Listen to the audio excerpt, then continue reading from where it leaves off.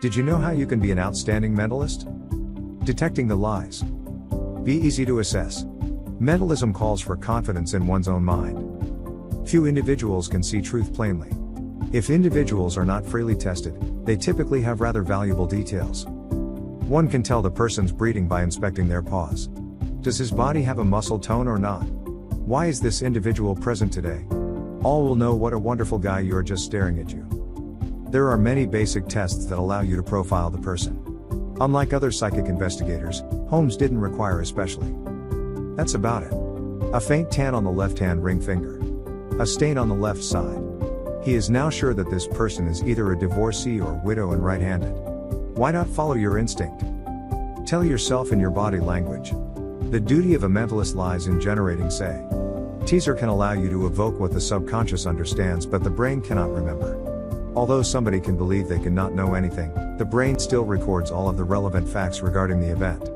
Knowledge is present but unavailable to the user at the moment. Tells involve pupil expansion or contraction. Dilation is associated with positive emotion, constriction with negative.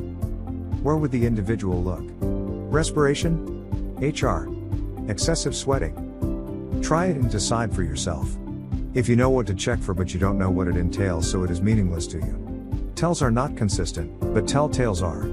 You may begin by examining the picture of yourself in a mirror. Here are some helpful tips.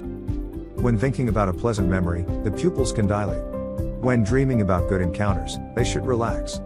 Imagine these two conditions to see how it can work out for you. Dream about something that you enjoy and going to the ocean. After coming up with your concept, mention where you searched for details. When you said something like flames, you immediately stood up and looked for the image of the fire. If you concentrated primarily on visual elements, you generally kept at eye level. If you said the sand in your hands, so you might have looked down a little bit. The impression is most apt to create an impression if you write about something rather than arguing about it. Freak out. What would you feel about it? What are the feelings doing? The breathing? Why do you keep holding one hand on your chin? Now think of other forms of feelings, such as depression, satisfaction, fatigue, and so on. Say the facts.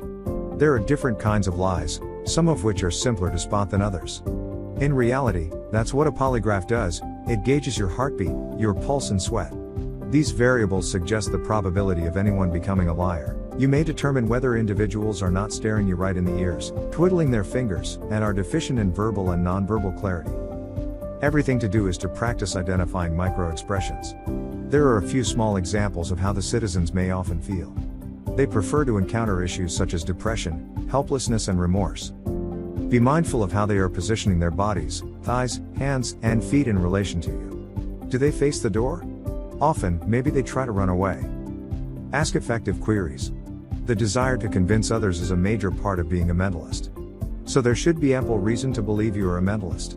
An individual who is advised they will mind read can quickly become confounded. A useful approach is to pose leading questions. John Edward and other TV celebrities are really successful at this. They begin by finding out that 19 is number 19. Can anyone get this? They'll finally be very descriptive and specific requests would later emerge. And the person answers, feeling that he was very understood and understood. He only asked very vague questions and the person is able to fill in the gaps for him. Analyze the atmosphere, person's actions, and circumstance according to point of view. Using people's body language for judgment on sexual identity and sexual curiosity is a powerful technique to recognize alphas. If you may, it will be a smart practice to capture a word at least many times before.